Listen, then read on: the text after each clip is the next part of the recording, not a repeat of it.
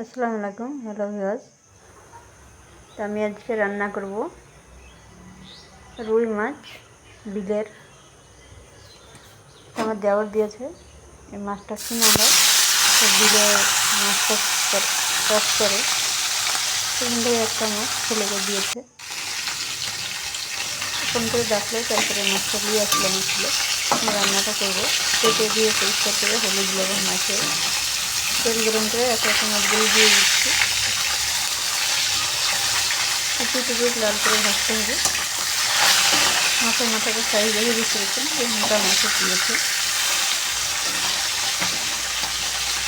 বিলে অনেক রকমের মাছ থাকে, তো একটা মোটা মাছই দিয়েছে, সেটাই রান্না করছি। আর বিলের মাছ কিন্তু হেভি মিষ্টি, খেতেও ভালো লাগে। কিনা মাছ তেমন অত স্বাদ হয় না পুকুরের মাছে, কিন্তু বিলের মাছ খুব স্বাদ। তবে এটা আমি মোটা করে গলা কেটেছি।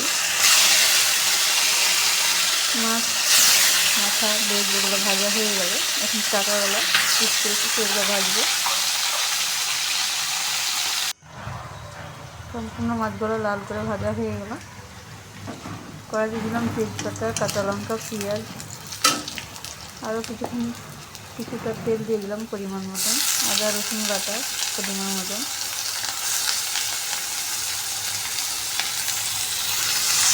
সামান্য একটু পানি দিয়ে দিলাম, গুঁড়ো মশলাগুলো অ্যাড করবো, পুড়ে গেছে মাছে। ধনিয়া, হলুদ আর লবণ। মশলা কষানো হয়ে গেছে, মশলাটা তেল ছেড়ে গেছে।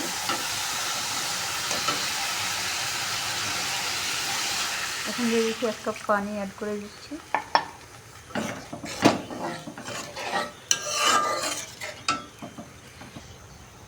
গ্রেভি বেশ ভালো করে ফুটে উঠেছে।